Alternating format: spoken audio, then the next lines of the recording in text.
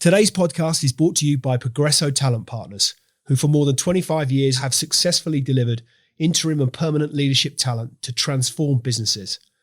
To hire the talent you need to enable your business to thrive, visit www.progressotalent.com today.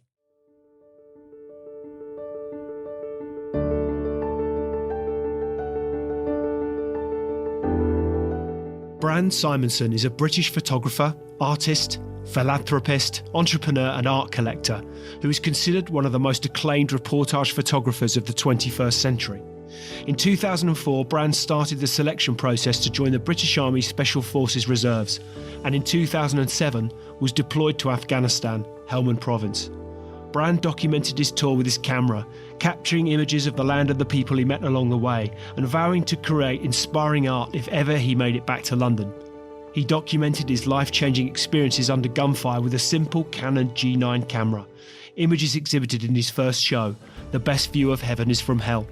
The photographs Bran took of young Afghanistan boys holding decorated AK47s with butterfly stickers and flowers gave him the idea to embellish the assault rifle with money and butterflies. After his tour, he established the concept of taking decommissioned guns and masterfully embellishing them with dollar bills, iconography and butterflies. He gave decommissioned AK47s to artists such as Damien Hirst, Gavin Turk, Sam Taylor Wood, Sarah Lucas, Gary Hume, Anthony Gormley and the Chapman brothers, and asked them to reinterpret their own AK-47 assault rifles, all of which were featured in his critically acclaimed AKA Peace exhibition. His unique artworks of contemporary AK-47 derive from a simple premise, taking something of fear and loathing and turning it into something of beauty and intrigue. His pieces have been bought and collected internationally, from the highly acclaimed artist Jake Chapman through to Elton John and the Prince of Bahrain. Bran is also known for his philanthropic work, not only in heightening the awareness of worldwide issues through his photographs, but also in raising money for different charities through the donation of his AK-47s at charity art auctions. To date, he has raised more than £500,000 through his contributions. So what's the story behind the story? Without further ado, let's get into it.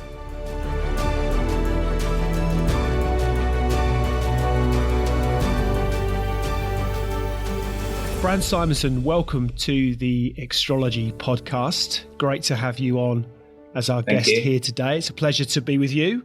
And it's customary with all things Extrology, before we get into the meaty career stuff, I like to start with some context in early days. So tell me, or for the benefit of listeners, can you tell us a bit about your childhood, where you grew up, and what were some of the fondest memories from that time? Gosh, when I was very young, I grew up in the Lake District for a few years. Then I moved to Bishop's Stortford, and then my formative years were really in Beaconsfield, Buckinghamshire. Both beautiful parts of the world. Yeah. I was very fortunate to grow up in some stunning areas. Buckinghamshire is absolutely amazing. So that had a lot to do with my childhood. You know, I was out in the woods every day, going scrumping, all that Enid Blyton innocent shit. And lived opposite a church and a green. So it was very idyllic, and grew up with that kind of everyone knew who you were in the village, town sort of thing. I think that's lost now, because I drove through there the other day and it hasn't got that vibe. But yeah, and there was a lot of events. They had this mad one called the Stretcher Race, because there was 8 pubs within a half a mile radius. So everyone used to go in fancy dress, and there'd be someone on the end of each stretcher and someone on the stretcher, and you'd run to each pub and down half a pint and then run to the next one. So it was carnage. It sounds like one of those sort of quintessentially quirky British kind of pursuits. You know, you hear all sorts of, it's like cheese rolling off a Gloucestershire hillside or whatever it might be. And I think sadly, like through health and safety and Karens, I think a lot of it's sort of under the quash now. But yeah, that's a memory of mine. Doing that, and then, Boy Scouts, and then the cadets. There was an army camp, a language school in Beaconsfield, which isn't there now. So you used to see a lot of Gurkhas walking around the town practicing their English. I think that's probably where I got my first fascination with the military. Well, it was going to be one of my questions, actually, as to were there any significant childhood experiences, if you like, that shape who you are today. But that sounds like that was very much something that obviously impacted. The fact that you're even referring to it now, it had quite an impact at a relatively early age. Yeah, I mean, I was never a reader. I was not. I wasn't discovered I was dyslexic until I was probably. Well, it was too late. I was probably about 14, so I was very hands-on. So I was obsessed with Airfix models and Lego. Making anything and photographing stuff as well. So that was sort of my sort of first creative input. And my dad's an amazing artist and sculptor as well. Not on a professional level, but he used to teach art in art school and stuff. So I think I was around that a lot as well. That's fascinating. Again, inevitably was going to dig into that and find out where that inspiration for you creatively might have stemmed from. But it sounds as though from what you're saying, there was a very early influence. So I guess was your dad, was he a kind of, I don't want to be disingenuous to refer to it as a hobbyist, but did you, even when he's at home, when he wasn't teaching, would he be, in the garage creating things or whatever it might have? No, he was. But I, from the age of 7, my mum and dad broke up. So from about the age of 7, 8, 9, I didn't see him until I was about 30. But obviously, those informative young years, I was around that creative vibe, and my mum's quite artistic as well. But what they say, give me the boy till 6 and I'll give you the man. Interesting point. And how about, where did photography first start to feature? Do you remember a time at which you picked up a camera, first started getting interested in that sort of thing? Yeah, I think it was a trade-off to begin with. Because one, I wasn't a great reader, so I was very visual. I would love Tintin books and Asterix books, but I also felt like my drawing skills and painting skills weren't probably up to par.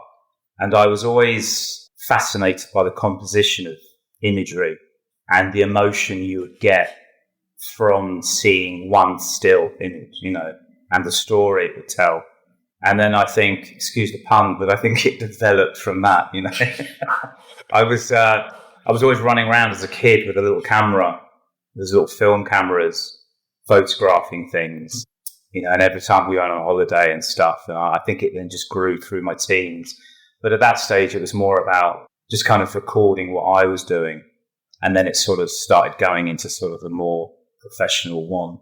But as a kid, after school, I trained and worked as a chef for about 6, 7 years. So again, it was kind of a creative outlet. So that took me up to sort of photography. So in terms of role models or inspirations growing up and how they might have impacted your life, who were those role models? Good question. Is this where I should say James Bond? Or? Say whoever you like. I'm not really sure, actually. I mean, I think I was always just inspired by the greats, like Salvador Dali and people that were sort of kind of mavericks in their own way. I was always fascinated by philosophy and art and my history. Sort of as a kid, I was studying the Second World War, and my interests were Winston Churchill and people like that, and seeing their life pattern and what they did in their life. Ernest Shackleton. I was kind of a bit old school like that. I wasn't obsessed with a footballer or a pop star.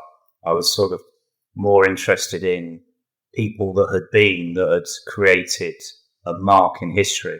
Do you remember where that might have stemmed from? Probably realizing that I wasn't anyone and wanting to be someone. Yeah, no, I'm not sure really. I think you just take snippets, don't you, when you grow up? You're unaware of it at the time, aren't you? But I think as you grow and mold as a person, then you start attaching yourself to certain things that start forming your personality. But it strikes me that, and at risk of sounding somewhat cliche, but there's almost a sort of boy's own element to it. It's very outdoors. It's, you mentioned the pursuit, climbing trees, but also creative as well. No, it was, yeah. I was obsessed with survival. I was given this SAS survival handbook, and it was all illustrations of how to create traps, how to navigate by the stars, how to make camp in a wood. So I would then go out in the woods with this book and recreate some of the stuff, So I was always obsessed with the outdoors. I think an itch that I didn't scratch was wanting to maybe go to Canada and go out in the wilds and survive there for a while. But I had Beaconsfield. So why a chef? You mentioned the creative element to that, but what was it about a career as a chef that appealed to you from the outset? Well, I just started getting into food, and I wasn't that well travelled then. So I was always very interested in, because you've got to remember as well, back in the 80s, there wasn't that food obsession then. I think it had just started happening, and some of the British chefs were coming through and becoming quite famous. And a big hero of mine was Marco Pierre White, and he was a chef. He was a bit kind of the rock star of chefs. And almost that maverick character again. Exactly, yeah. And I had his book, White Heat, and my gran gave me the Bible of cooking, which was written by Escoffier, and he was the first one that kind of put chemistry into cooking, understanding why things went a certain way at certain heat, and then interacting them and mixing them.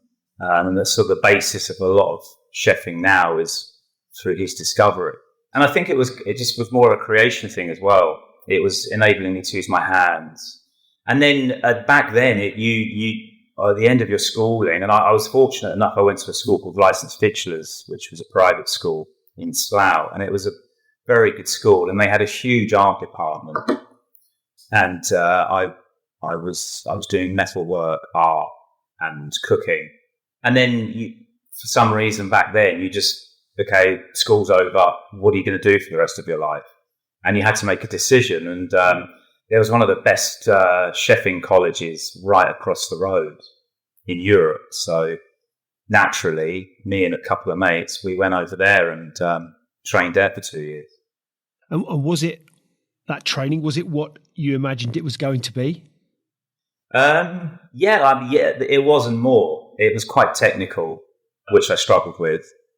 Just remembering recipes and stuff wasn't really my forte, weighing stuff. But it was good years, good memories, I think when you come out of school, you think like you know everything, but when you look back, you didn't know shit. My school was very disciplined, and I think I felt kind of slightly ahead for quite a few years after that, because it gave me a good head start, which I probably didn't take full advantage of at the time. It strikes me from my, I'm going to butcher now, no pun intended when we're talking about food, but I'm going to butcher the whole kind of concept of what a chef is. But from my very limited experience of, washing pots in a pub kitchen at 14 or whatever. The thing that I do remember about that environment, it was great fun. I mean, it was relentless, but relentless in terms of the humor, but also relentless in terms of the work ethic. Yeah, and the pace of it, the dynamism of it, the heat of the kitchen, the heat of the temperament, if you like, as well. The ability for those to stay calm under intense pressure, to get orders out. Really, I found it fascinating. Even just as I say, washing pots. Yeah, because your target is the time, and there was so many times I was really hot cooking away. I was just like, why the fuck am I doing this? It's just like it's just a glutton for punishment. Are you able to balance that out with that, that creative instinct that you've alluded to versus the need to your point, you're on the clock, people are expecting a meal. Is that a difficult balance to strike? I'd imagine when you're Marco Pierre White or any other list of esteemed chefs that we might wish, you get to a point at which you've kind of earned the right to indulge, if that's the right word, your creative passions and pursuits, but you've got to get there, haven't you? There's a sort of, you've got to earn your stripes, so to speak. There's an apprenticeship. No, exactly. Was that frustrating? It was, yes, because it's like the one thing I've learned about a creative job is from the outside it looks like one thing, but when you're in the middle of it, when you're in the engine room of it, it's very different. Because I'm always joking with the wife when I'm just doing some crappy mundane job, and I'm like, "Look at me, Ma, I'm an artist." I'm fucking hoovering the studio or traipsing across London on the underground with an AK47 in a bag, and I'm just like, "What am I doing?" It's like there's always that side of there's like 90% of the job people don't really get, unless you're actually in the thick of it. It was like photography. It was 90% travel, planning, production, and 10% was the shoot. It's the same chefing. They had these moments when you could explore some creativity or play around with new flavors. But at the end of the day, you were just working within a business at a restaurant, and you work in split shifts. So you came in, you did your mise en place, you prepped, you got that service out of the way, and then you were prepping for the night, and then you got that service out of the way. And then you just did that day in, day out. I think when you're 18, 19, I had to make a decision, like, do I carry on doing this and take it somewhere, or do I get out there and get amongst it a bit more, Because it's a lifestyle choice, isn't it? Arguably a career as a chef. It's, the time commitment is vast. Yes, dude. I remember back then I was obsessed about having my own restaurant. And then, you have those parallel splits in life, don't you? Where if I'd continued to do that, where would I be now? Probably fat and bald and stressed out. but yeah, so it is interesting when you kind of reflect on it. It's conversations like this when you do reflect on it, really. So why photography? You mentioned that interest in photography as a young kid, as a kid that fed through. But at what point did you think, actually, I want to try and see if I can make a career from this? Yeah, I mean, it was a weird one because it sounds strange, but at the time when you grew up and lived in Beaconsfield, maybe if I'd grown up in London, it would have been a different vibe. But I had no connection with photography. I was just opening magazines and going, "Oh, that's amazing," and I was really interested in all the Vogue shoots and stuff, and I was interested in travel a lot because I hadn't really gone away. I'd just done the usual Spain and Tenerife at that point in my life. So it was a kind of a combined thing of wanting to get out there and see the world, but also be creative. And I was into photography for a long time before I thought I could actually make a career of this. And it wasn't really until I was just having a pint with a new friend of mine, and he said, "Oh, you should meet my mate. He's a fashion photographer." And I know it sounds stupid, but up until that point, I hadn't really registered that you could do that as a career. Well, I think if we're of a similar vintage, we've alluded to this before, but if we go back to the 80s, you were sat down, you had a careers officer at school, and there were trades, there were professions, there were things that you were called that this is what your options were. So it might have been a plumber or an electrician or an accountant or a doctor, but those were your career paths, right? Or the forces or whatever it might have been. But that was what I was intrigued about, is how do you embark upon a career as a photographer? Because to your point, there isn't there's the so-and-so photography company. I can get a job with them. I start making the tea, and then before I know it, I'm a trainee photographer. There isn't, as I understand it anyway, there's not that kind of traditional career, not like a chef, for example. There's a path, there's a hierarchy of chef, isn't there, that you can progress through in different pursuits. Whereas a photographer, it's, to your point, you meet a guy in the pub, serendipity has a huge part to play. Yeah, it always does. I mean, I think in every path, whatever vocation you choose, everyone has their own unique path and how you get into it. Unbeknown to me, there were these amazing colleges in London that train photographers. But the normal route, the route I took, was more about you start assisting photographers of a particular caliber in a particular field. Because within photography, you've got still life, car photography, fashion, celebrities, photojournalism. So it was kind of choosing which one that I wanted to go into. So I started working for a few photographers, and then they were mainly in the fashion area.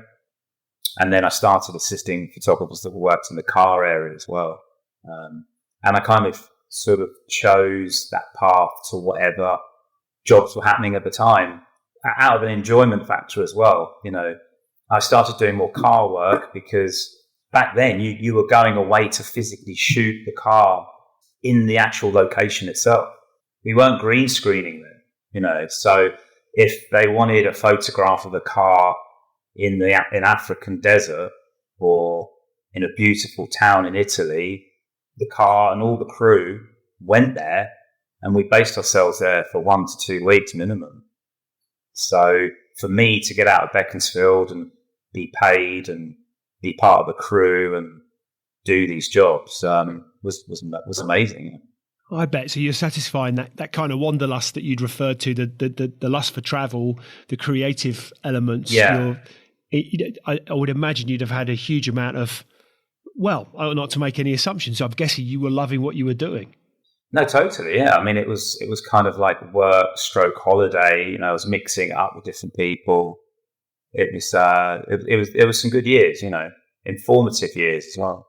Can you share some of the experiences that you would have enjoyed as a photographer? You work with some renowned photographers. I've got a list. Gavin Bond, David LaChapelle, Nadav Kanda. You've worked with some fabulous photographers, and and certainly enjoyed a great deal of esteem yourself. But what were some of the? Do you remember? Are there some memories or stories that stick out for you that perhaps really fond memories you'd want to share? I can, but I'll be arrested. I would like to share. Oh man, I don't know. There was just so many. There was so many. It was just a lot of randomness.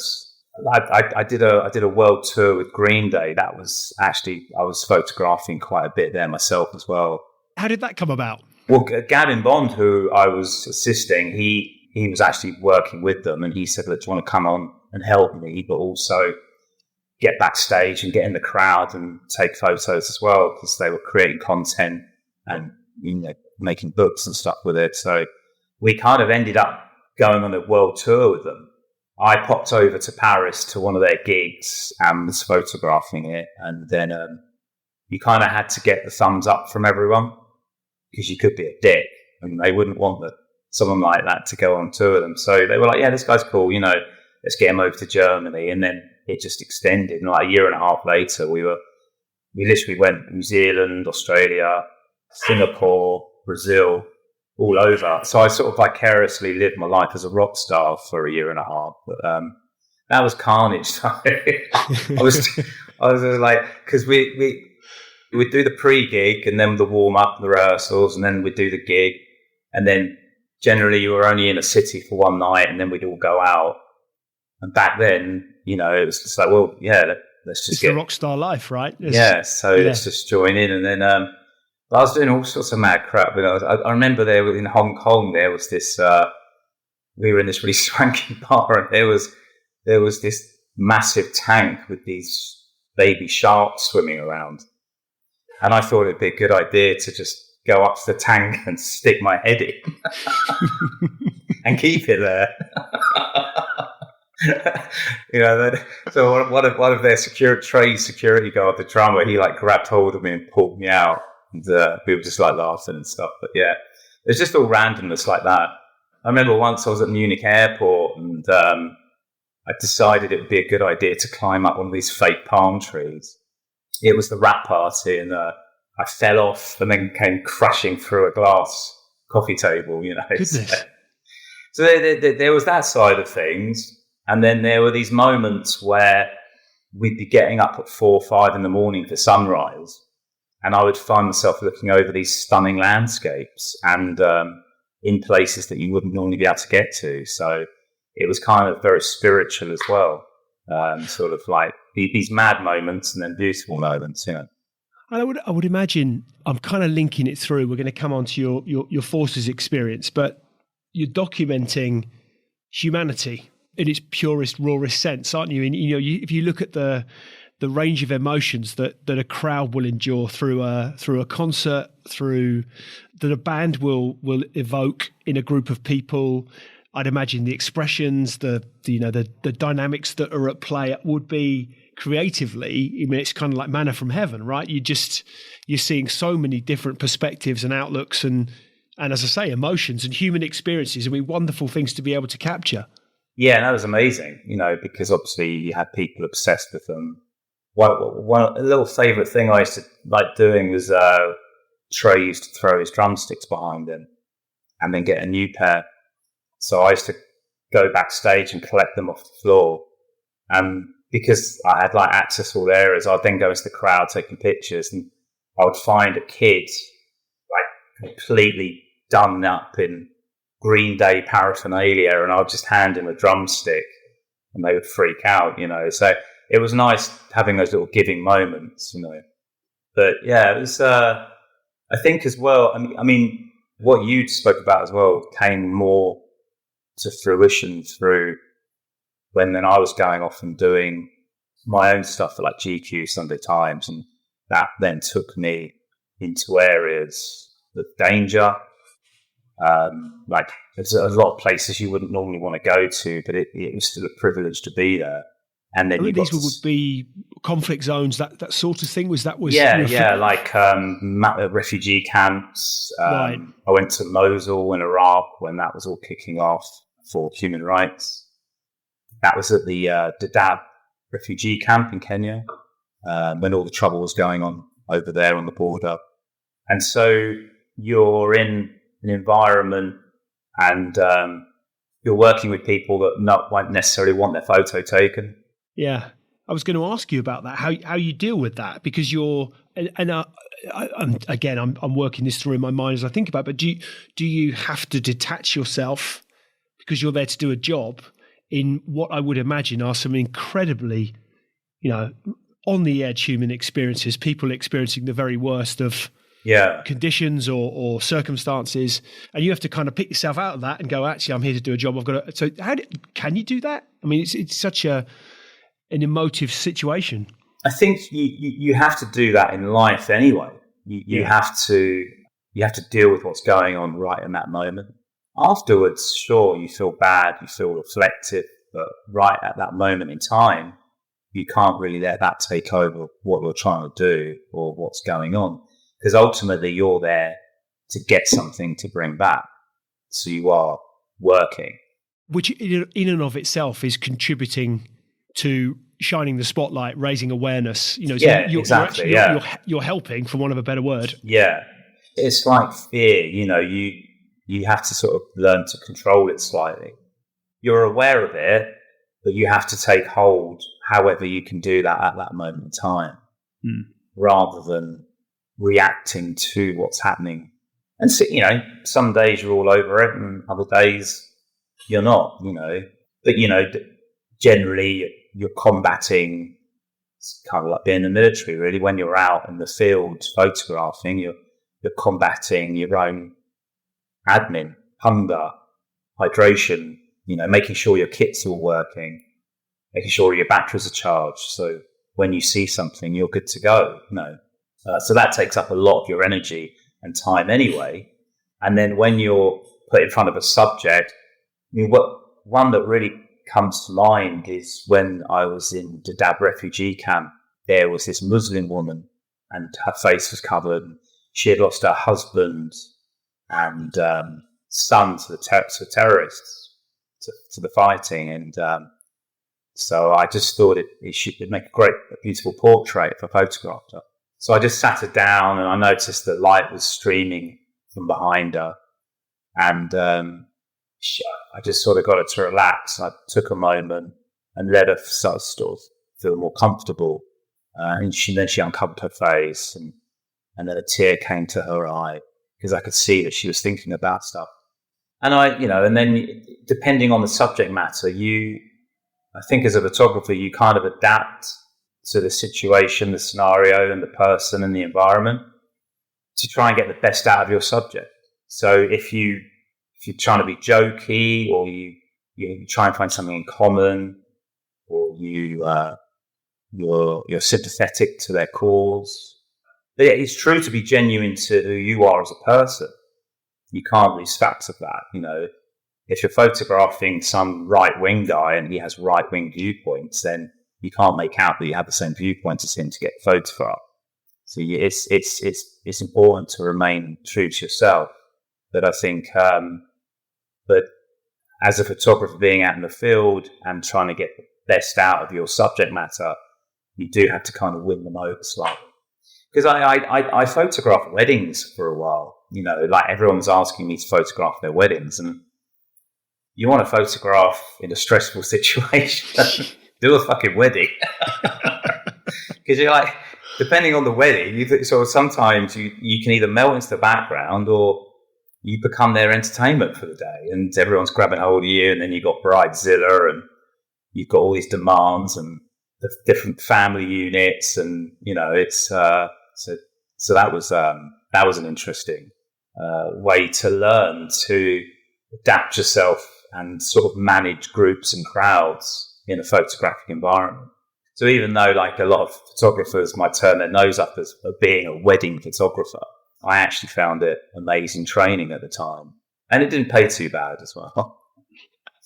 So how do you go? So you're from as a photographer, albeit clearly in some circumstances, incredibly stressful situations, but arguably, GQ, Sunday Times, Green Day, the rock star, all of the things you've alluded to. Let's call it living the dream. Let's use that cliche. But you then, how do you end up in the forces? What was the decision behind? I think I'm right in saying you trained originally in the reserves. Is that right? And then how did all that come about? Yeah, no, I was always in the reserves. So it was. I think it was just at a point in my life where I was just needed to try and test myself, and not being in the military was always an itch I hadn't scratched.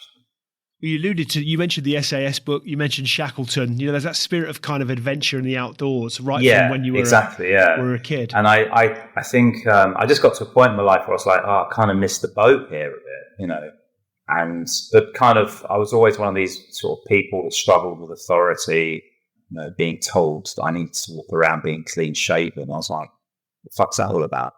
But I was working on a fashion shoot. I remember with that penny drop moment, and the model had some sunglasses on, and they were all from like, what can we do that's different? And the model just took her sunglasses off and peeked over them, and the whole room was like, oh my God, that's amazing. And I just had that moment. I was just like, what the fuck, man? Like, really? And I was like, I need to do something else as well. This can't just be it. And then randomly, I was on the underground and I just saw an open day for the reserves. So I thought, I'll go and check it out. And it was so opposing to the world I was moving in and people I was hanging out with. So I kept it a secret. I didn't tell anyone. I just thought I'll go along and try it out. And I went along, and I remember being quite cynical when I was walking around because, like you've got all these different military regiments and you've got these guys popping their chests out, and it can seem a little bit wanky sometimes when it's too military. Do you know what I mean? But they were basically just all there to recruit, and I found it fascinating. All the different regiments, because even though I was into the military and I was fascinated and still am by the First and Second World War and everything that evolved around that, I didn't really know much about the makings of British Army. So I went along, and I just had that thing of like, right, I'm going to apply. What the hell, And then I was filling out the form. I think I was 34 at the time, and there's just some people around me because they were like, "Oh, this guy's signing up," And the guy just stopped me and said, "Oh, you're too old. Cut-off point's 35." I was like, "Well, I'm 34 now." He goes, "Yeah, I know, but by the time you go through basic training, you're too old to physically join." So I was like, "Oh, wow, okay." I remember a few people around me like saying, "Well, he's just clearly keen. Why don't you just, I don't think there's age restrictions like that now. But obviously, this is back in 2003. And then I just felt a tap on my shoulder. And this guy just said, if you're that keen, why don't you come and talk to us? So I just walked over there. And there were these guys just stood by the stand. And they were just looking a little bit more duck and divey. And I was like, these guys are a bit... They're just they're not like the other guys, a bit unshaven, a little bit more broken looking, but more handy looking, And then I glanced down and I just saw one of them, they all had the winged dagger on their stable belt, their belt buckle. And it was the UK SFR, so it was UK Special Forces Reserves. So they asked me a few questions, and then I just signed up and then went through this laborious task of interviews and then training and then a whole selection process, which lasted about a good year and a half, 2 years. So I went literally from nothing to doing that. So it was a massive culture shock, learning curve, having to call someone sir. It was Yeah, it was quite an experience. And I always remember our troop sergeant saying, "Oh, you'll probably make some friends for life going through this whole process." And at the time, I was like, "Oh, I'm not here for that. I've got enough friends." But now half the guys in that course are all my best mates and came to my wedding. So it's true what they say. And was that a mix? So in that reserve element, is it for want of a better word, evenings and weekends? So you're still combining whilst you're going through that training process. You're still combining your photography with. So you're going from literally fashion shoots to. That's right. I had a full-time job, but because I was, it's like, for want of a better word, self-employed, because I was working when people needed me, I kind of had a little bit of flexibility. It used to clash sometimes because if I had to go away on a job and I wasn't working Monday to Friday, and then Friday was off, then I had the whole weekend. So a lot of times I would be working over the weekend, So it was quite a tricky balance. And I kind of sacked work off a little bit because I just became obsessed. But generally it was, they take the piss out of me, go like weekend warriors, But I when I was joining, kind of the reserves hadn't really proven their mark. I think it was only after Afghanistan people kind of thought, they're just alongside the regulars. There's no comparison to the regulars because they're doing it full time. And you'd be an idiot to think that there was a comparison. But I think for the amount of training we had and the dedication we gave, I think, we held our own. And what was it about? You mentioned that you were really, I can't remember the specific word you used, but you were clearly you were into it, right? It was you were getting a lot out. What were you getting out? Two questions in one, never a good premise. I'm going to ask it anyway. What were you getting out of it, and what was it about it that you were really enjoying? Well, testing my mettle, just doing stuff that I hadn't done. We were always doing something that I hadn't done before, whether it was fast roping out of a helicopter, abseiling, doing NAVX, being beasted across Brecon Beacons, going on exercise, sleep deprivation, hunger deprivation. There was always an element to a weekend or a battle camp, which you'd go away for 2 weeks, that you were doing, And I was a complete fish out of water. I think I was the only guy on our selection that hadn't had any previous military experience. So I was a bit of a biff when I started, And then you get a sense of pride because it's like learning to do anything for the first time. It just comes from practice and determination and lots of man hours of doing the same thing. And then you start realizing that you're actually getting a hold of that one skill set. And then there's just 100 more you need to learn as well, So it was never ending. But then, there are elements of boredom, and you got to sort your kit out and just hanging around on the range drinking shit tea, So it wasn't kind of like go all the time. But it certainly took me out of my comfort zone. I think maybe that's what I needed in my life at that point. And you were deployed to Afghanistan yourself in 2007, is that right? Straight into... so it went 7 into 8. Yeah. Yeah, right. Do you remember how you felt when first told that that's... Because I guess it becomes, this is a really naive civilian perspective, but I would imagine it all of a sudden becomes very real as to... And I'm not suggesting you're not playing at it.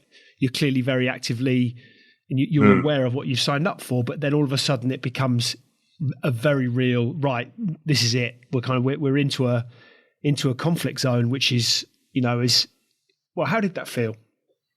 Well, I was actually, it wasn't like, right, we're being called up. That could have happened, but I just got a call from my sergeant one day just saying, look, there's a tour happening. It's going to be a little bit cheeky. We're going to be working alongside the Afghan police. And do you want in? And I just thought about it for like a split second. And I was kind of answering for me. I just went, yeah, I'm down, Because when I joined, I kind of, in a strange way, I was resolute that I had no want or reason to go and fight anywhere. I just wanted to do it for the experience. But then it's like anything. if you train and then you start feeling that actually you're not that bad at this. I'm not saying I was amazing. I'm just saying I felt actually, there's quite a lot of elements here that I enjoy and I feel I'm quite good at now. You want to test yourself, right? It's, you can't learn to box for 4 or 5 years without going in the ring with someone. So that's kind of how I felt. And then after that call, everything changed. It was 3 to 4 months of pre-deployment training in the UK. So it's sort of my life just went off in a completely different direction, and sort of just had to say kiss goodbye to civilian life and work. And you took your camera with you, right? So there's a story as to if you look at what we wanted to do, the nuts and bolts of where you're at today, and the sculpting, and which I really want to go into the detail around that. But the inspiration, is it fair to assume that initial kind of thought process behind where this could, well, tell us, how did it start? When I was going there, I had no idea that it would have a chain reaction to where I am now. And that's not why I went. No. I think rarely do any of us, do we? We don't quite know that the actions that we're taking today as to how they're going to impact us 5 years, 10 years, 15 years down the line. That's what's fascinating about life. You meet someone and then you rewind 3 or 4 years after that meeting, and all these doors have opened up and you find yourself in a different place, hanging out with different people, doing different things, But I think when I was asked, they were aware that I was a photographer. And through pre-deployment training, I was taking pictures and videos, snapping away and stuff. Nothing incredibly arty, I wish I had given it a bit more creative thought. But I was just kind of recording things, more for prosperity. And then one of the guys, our RSM, he came up to me just a few days before we were deployed and just said, look, given the nature of the regiment, no one's allowed cameras. They were quite strict on that. Not that it stopped anyone taking cameras, but they were like, could you kind of become our official photographer for the tour and just capture things for us when you can, So that was music to my ears. So I took my camera out. I took a couple of little cameras that I could have on my wedding, and then I took my main Canon with some big lenses, which I kept separately. So that's how I ended up with taking photos on the tour itself. And how did your experiences in Afghanistan, do you think, impact you as a person and as an artist? Yeah, I think it was probably quite a main chunk of what made me grow into the person I am and my experiences there. And I think it could have probably been anything. I could have trekked through the jungle for half a year and I would have come out a different person. I think if you choose to do something in life, it's going to have a big knock-on effect. What's that motto? It's a moment suffering is a lifetime of pride or something like that. But at the time, it was hard going. Anyone there will tell you it was crazy. I don't even know if I need to go into it in great detail because I'm sure lots of people have already. But you had this adversity every day you had to deal with. Walking down the street, on foot patrol, on vehicle patrol, not knowing what's around any corner, just dealing with the environment itself. Walking around and 50 centigrade heat. Yeah, fucking hot. Yeah. Body armor, all your weapon system, radio. It was grueling. But there was when we were in Lashkar, which they nicknamed Las Vegas, there was chefs, there was showers, there was AC. But when you went out on the ground, it was still hard. But when we were in Musakala, we were just living in this bullet-ridden, blood-splattered, dirty, deserted house. And then we went out to Satellite Station North, which was just this compound that we had built right on the edge of the green zone. So we had desert one side and opium poppy fields the other. So for me, it was frustrating as a photographer because I just wanted to get out there and get amongst it and take photographs, and quite often I wanted to do that, but the guys wouldn't let me. But when we were out patrol, it was an opportunity to just photograph the locals and some of the guys working away, and myself. And then that's when we were working with Gap Police, that's when I started noticing this character. They nicknamed him the Chai Boy, and he was this effeminate guy, probably early teens. He'd wear eyeliner, dye his hands with henna, and they would often adorn their AK47s with flowers and pink stickers and stuff. And I just found this fascinating. There was this sort of, amongst all this brutality, there was this sort of feminine beauty. So I started taking their portraits, and that's sort of, for me, it was a form of escapism as well, through just the daily grind and the boredom. I'd get back from patrol and we'd be whacked out, and I'd just pick up my camera and just sort of, it would just take me off somewhere, some guys would read, some guys would write home, and I would just walk around and take photos like life's going on. Was there a moment at which you thought, you're taking pictures of the Chai Boy, did you say is his nickname, and that contrast between the brutality of the environment in which you find yourself and that, as you say, that feminine beauty adorned around an AK-47? I mean, it's a fascinating contrast. Is there a point at which we come on to where you are now, a point at which you started to think, actually, if you go back to your father and sculpting and what you mentioned about from your childhood, and that artistic, creative flair, photography, all of these things are starting to kind of come together in a way. Was there a moment where you thought, actually, I know what I'm going to do? There's an idea there. There's something that I'm going to develop. So there was, but it was a couple of years later when I went back out there as a photographer. Okay, interesting. So what was the journey? Well, just brief. So the journey was, when I came back after the tour, there was that moment of just getting back to Civvy Street. And how hard is that? Is it? It's really hard, yeah. To readjust. I think it should be covered more. It is more now, but back then it wasn't so much. Mm. It's spoken about now, and there's a lot of charities and help and stuff. And for me, for these regular guys, they would go on a tour and they come back, and then probably a couple of years later they go on another tour and come back. But for me, like being indoctrinated into the military, just wearing the same thing every day, being in danger every day, having that camaraderie, you're with the same people, you're looking out for each other, you're eating out of a bag for 6 months pretty much. And then I got landed in Bryce, because we had to come home because some of the guys got killed. And it was an unfortunate honour for me to be flying home a few days early because they wanted me to carry the coffin. But when I got back, it was like, what is going on? Going from the desert in Afghanistan for so long to the heart of London. I remember walking down the road and some fireworks went off, and I just jumped. I literally dove for cover between two cars and went on one knee. There was still that reactive. I was walking along and just looking around, like constantly being aware of your 360, because they're just ingrained into you. I was going to say, you're hardwired to behave that way, aren't you? It's just sound trite, but it's a life or death situation. If you're not behaving that way, then you're threatening your own life, and indeed, I'd imagine the lives of your Your and you're more wired like that than I think you actually realise.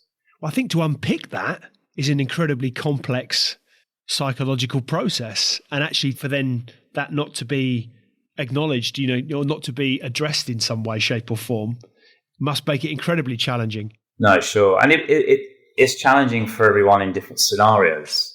For me, I just came back and I was on my own, but it would be hard to go back to a wife and kid, back to an office job.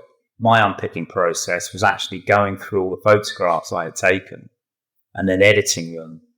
And then we created like a 15, 20-minute video of just the entire tour to music, and then a memorial piece for the guys we've lost.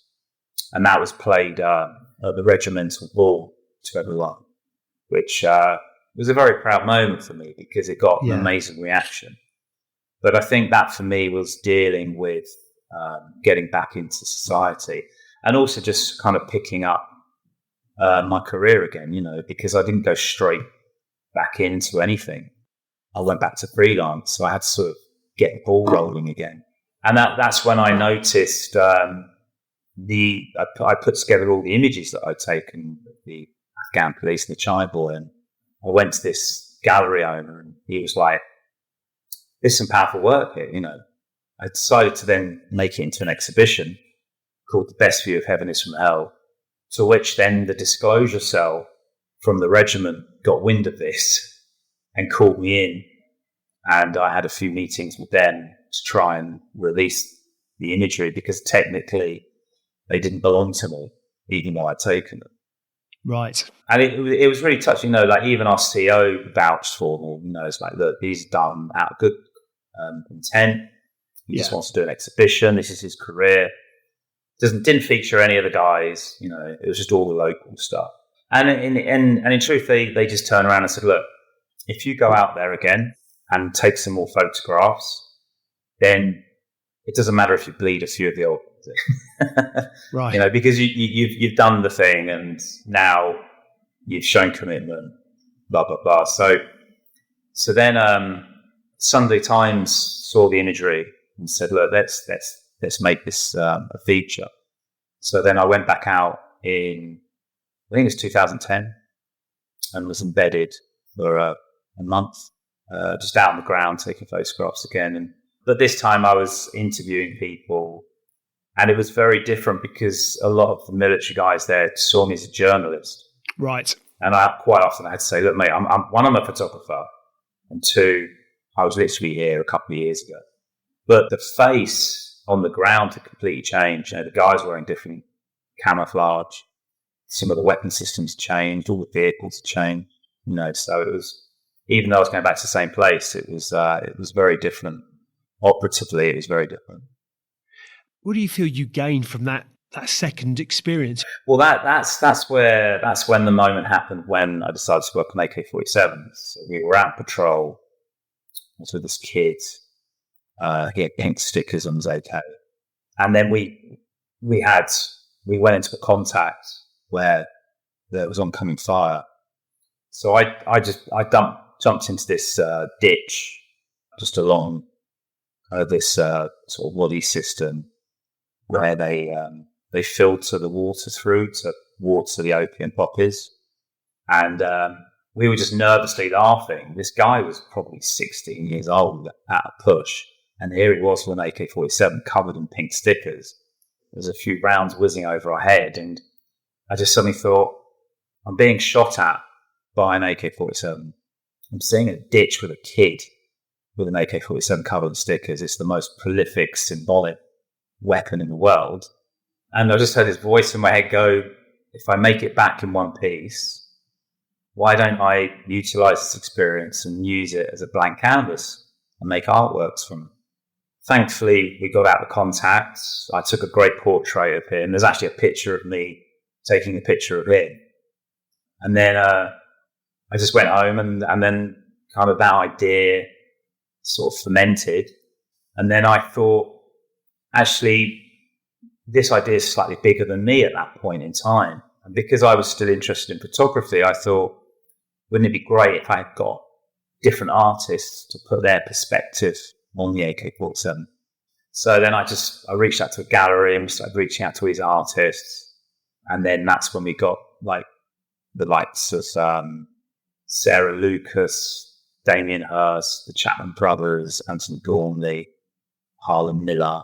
We got a massive collection and selection of famous artists, which all were given an AK-47. And then that's when I first thought, you know what, I'm going to do one myself. And so I did it, and I enjoyed the process. And I did it at my friend's house, who was also involved, called Nancy Fouts. She was an amazing artist who sadly passed away a few years back. And she kind of talked me through the best materials to use, adhesives and stuff. And then we had a massive auction where we sold these artworks off to raise money for charity. I think the overall amount we raised that night was about £450,000, which was amazing. Goodness. And that was a huge insight into the art world and being elevated. And I was being interviewed, and the Sunday Times had a massive article on it. And, I was kind of like just riding this wave, really. I didn't really know what was going on. I was very ignorant, but very mindful of the fact that this was a big exhibition. And then after that, I should have probably then tackled something bigger again. But I sort of just went back into the basis of being a photographer, and went away a lot, travelled with GQ, and worked on a lot of my own photographic projects. And then some galleries were trying to, they were getting hold of me saying, "Do you have any more of these artworks?" And I was like, "Well, I guess I can make another one, right?" I really enjoyed the process. And at the time, photography was taking a bit of a downturn. The accountant was grabbing hold of all the accounts and stripping away the budgets. And it was just becoming harder and harder to actually make a decent living as a photographer. All the editorials where you would get paid well for, they were cutting their budgets. And as you know now, like, a lot of the magazines have just virtually disappeared. So it was a turning point in photography. And I just really enjoyed working with my hands and being creative. So I made a couple of works, and then they were put in the Opera Gallery on Bond Street. And then within a few weeks, they'd sold them. And I was like, happy days. This is going to seem like a really flippant question. I've got some more detailed, in-depth questions, but I'm keen to understand the process. Where do you get an AK-47 from, first and foremost? I mean, this is the thing that's going through my mind. That may seem an incredibly naive question, but how do you go about, first and foremost, acquiring an AK-47 from which you can then subsequently? I want to delve into the process as to how you create art and the decisions around it, but without wishing to sound too flippant, I don't even know how that, where you go to get that. Well, there's a few people out there that specialise in weaponry, and then they deactivate it, so it comes under the right legislations in the UK. And then what I like to do is I like to source people that have interesting AK-47s at the time, so that they might come from a part of the world that will have strong tie with the art piece I'm making. That can't always be the case, but if I can get that, I will. And then I purchased the AK-47s through these weapon dealers, basically. And then they're deactivated at London Proof House. They get a certificate. Because part of the premise of my work is to disarm the weapon as well. Yeah. So how do you decide the narrative and the objects to adorn the AK-47? What's the thought process around it? Well, it depends on the piece. I mean, that's ongoing, and I've branched out where I'm making artworks, not just on AK-47s now, but at the time, generally the narrative for most of my work is human rights or environment, the struggle and the damage that we've done to the environment.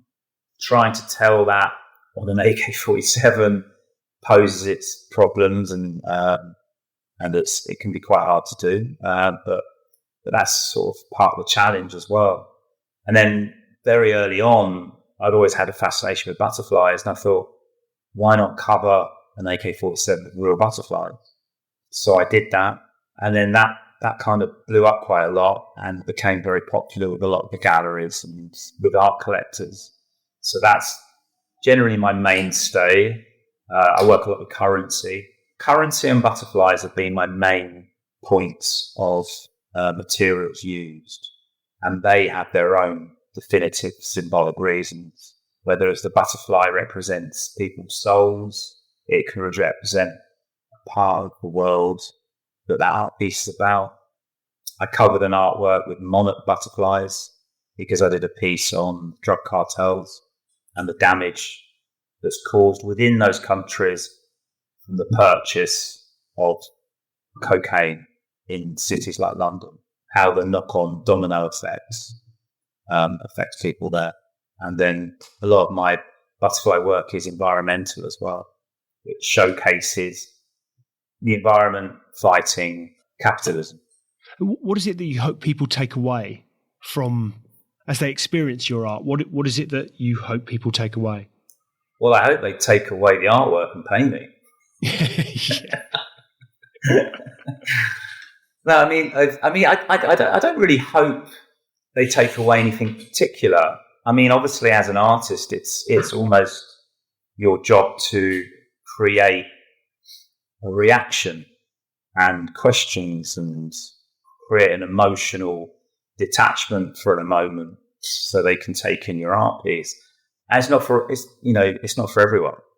I mean, I'll walk around exhibitions, galleries, art fairs, and look at some works and just be like, I don't even know what that is, And then I think sometimes art has a very good way of hiding behind the narrative.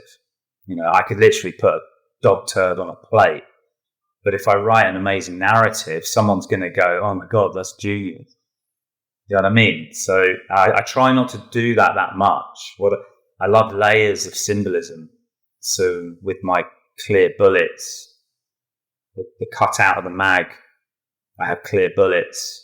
Just reach over and take something I made earlier. So as you can see here, Yep, that's the AK mag, and I fill it with inert rounds. But then, I don't know if you can see that. You can probably pull up a picture, but the rounds have different fillings symbolising what they're for. So this is spoils of war. And this is what humans fight for, basically, and what creates conflict. So you've got oil, you've got gold, you've got cocaine, you've got diamonds, blood for retribution, opium poppy seeds that I actually brought back from Afghanistan, and then you've got mud, earth, to represent fighting for land. Yep. So that's just a part of a layer of the artworks that I made, and you get different reactions. I don't like guns is obviously the first one, but then a lot of men that come into the gallery with their wives, the wife reacts to I don't like guns. And they're not even aware that they're real butterflies. A lot of people think they're fake. I rehydrate and I pin all the wings individually to give the butterflies positioning and depth and movement on the artwork. And then I think when people understand the narrative and I'm not promoting weapons and I'm sort of disarming it, then their attitude changes towards the work. I've had people, I did a piece, I did the French flag after that mass shooting in Paris, where I covered, I did the French flag, red, white and blue butterflies. And all the bullet fillings was to denote why I felt the shooting had happened, creating separatism, the fall of the Ottoman Empire. There was salt in one bullet to represent the tears if people had fallen. And I had exactly the amount of butterflies on that piece to the amount of people that had died in the shooting. And a couple of people randomly went into the gallery after the shooting, and when they were told the narrative, actually burst into tears and then reached out to me. So when you're making an artwork, you don't necessarily go out thinking, I need this to affect someone emotionally. You're making it, and I think it's important as an artist, you're making it for yourself. Like when I assisted David LaChapelle, I was in awe of him and his work, and I thought I'll ask him something, and I said, if he had to give me one bit of advice, what would it be? And he just said, do whatever turns you on. Don't adhere to what other people say. If you want to do this, just do it. It could be shit or it could be amazing, but the point is you're doing it for yourself. And I think as an artist, that's what's important. What role do you believe art can play in promoting peace and addressing some significant global issues? I guess it's a voice, isn't it? It's an opportunity to create something that looks interesting and says a message. Some people are genius at it, like the likes of Banksy. With his political satire, he can just hit the mark immediately with a simple image. And it speaks 1,000 words, doesn't it? There's an immediacy to it. But I think as well, artists get it wrong sometimes, kind of frustrated me when everyone started doing all this Donald Trump artworks to sort of try and undermine him.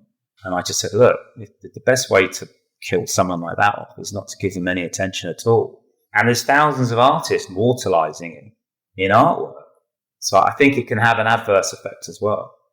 But it's interesting how art and the power of art, whether it be literature, film, or physical artworks, how it has been controlled over the years through different policies, politics.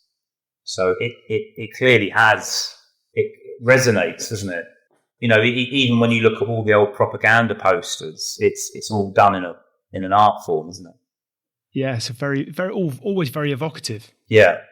So what does the future look like for you? It's a wonderful journey if we weaved our way through where you are now. But what does the future look like for you? What excites you about the future? Not much. I'm joking. No, I mean, I think again, it's post-COVID. I think it's I feel like I'm at a stage where there's a lot happening, but there's actually not much happening right now. I'm sowing a lot of seeds. I'm very fortunate enough that my wife has helped me quite a lot on the video side of things and Instagram. She writes music for those posts. So working together creatively is really nice. But I've got some interesting collaborations in the pipeline. I've got one with Everati cars with Gulf oil. I'm recreating the colours of Gulf oil, and then we're now branching out into the Middle East, Saudi Arabia, Dubai. I'm doing collaboration with these cats, Through Dark. Yep.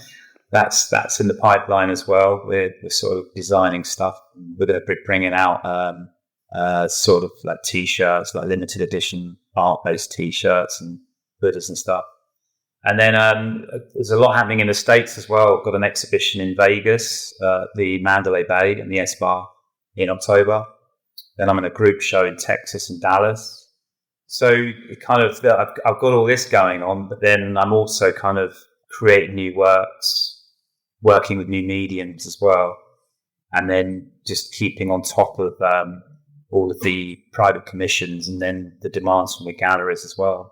Well, we just went 6 weeks through Colombia, then we had a massive family wedding in Canada, and then we were away again. So strangely, from March till now, it only feels like I'm just getting back into the groove of things. So I'm fascinated as to who or what, you've alluded to some of it, but who or what inspires you, Bran? Who or what inspires me generally in life or through your art, or we've touched on some of the inspiration that you've had from an artistic perspective, but generally in life, who inspires you? I think there's no real one person. I get inspiration from everyone around me. Even the Through Dark guys, Staz, Foxy, that's known, and Mims, Ant Middleton. I was on a job with him in Tanzania, where I was photographing a lot of the locals there, and seeing those guys grow and do everything they're doing, I find very inspiring. And then I get inspiration from the wildlife, just walking through a wood, swimming in the sea, going diving. I think it's important to learn to switch off, because you're getting shit thrown at you on a daily basis, aren't you? And I think it's down to you to work out how much of that sticks to you. And I don't know why, but I find when I look old documentaries, like recently, you talk about who's inspired me. Like just recently, who's inspired me? Arnold Schwarzenegger. I watched his 3-part documentary, and I just walked away going, man, it's like really does show you.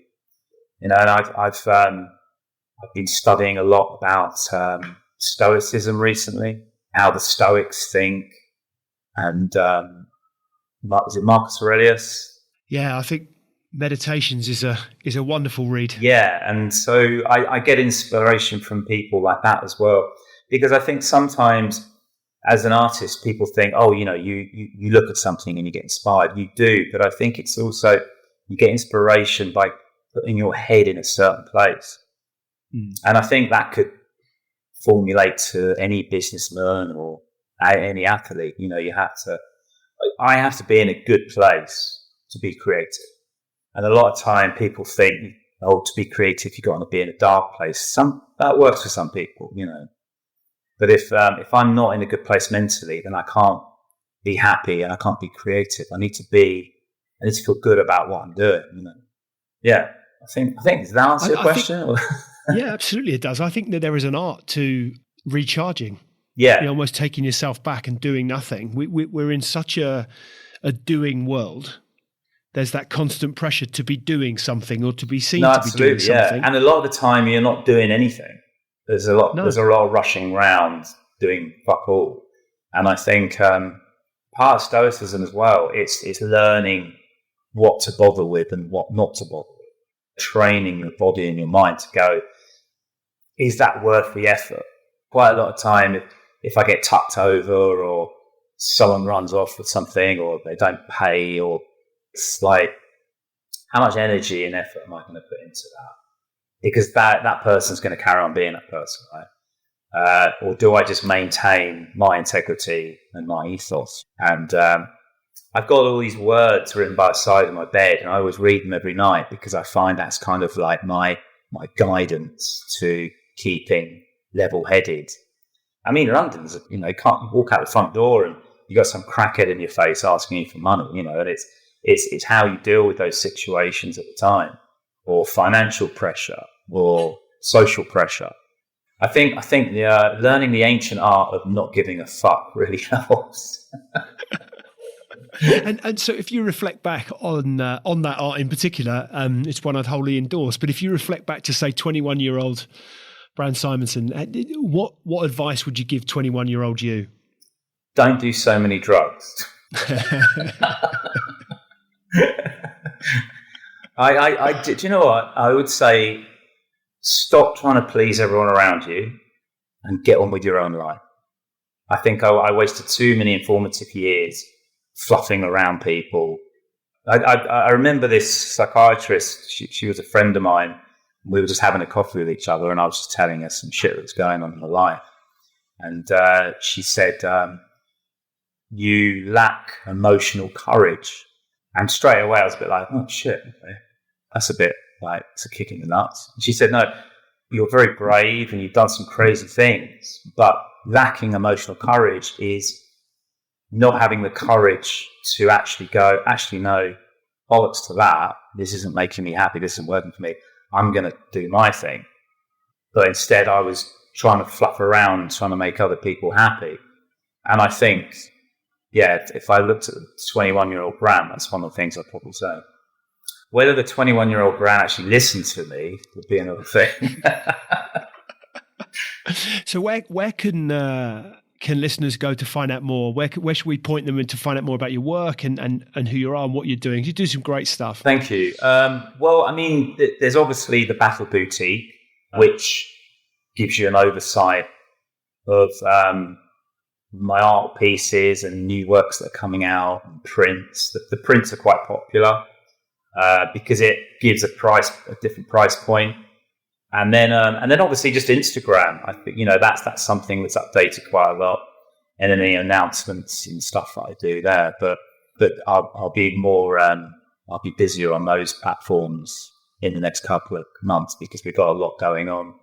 We've got early days yet, but I might be having some of my work shown at the Royal Army Museum in Leeds as well, which you'll have to come up to. So that's quite a big thing for me as well, because I went up there a few weeks ago, never been, and the place is insane. Right. I went into the armory and it was literally a football pitch sized building, just with every weapon that's ever been brought out, and the history and the age and the value of some of these weapons. It's insane.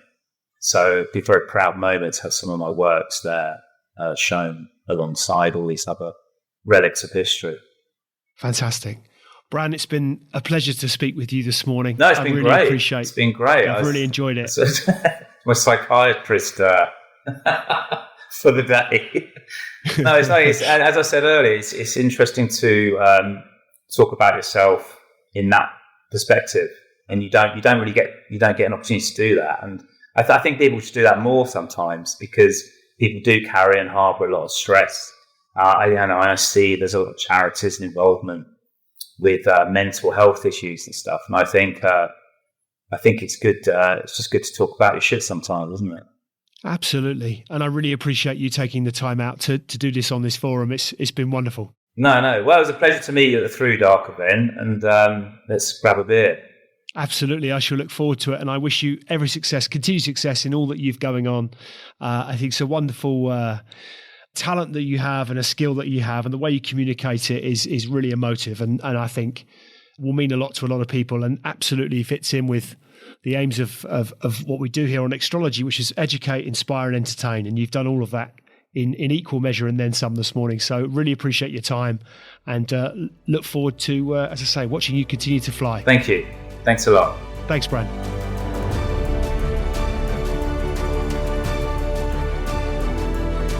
Hi, ladies and gentlemen. Thank you for listening to today's Extrology podcast. I really appreciate your audience and ears. If you've enjoyed it, then why not hop onto iTunes and give us a review? I'd really appreciate anything that you might have to say. Any feedback always gratefully received, and look forward to hosting you next time. See you soon.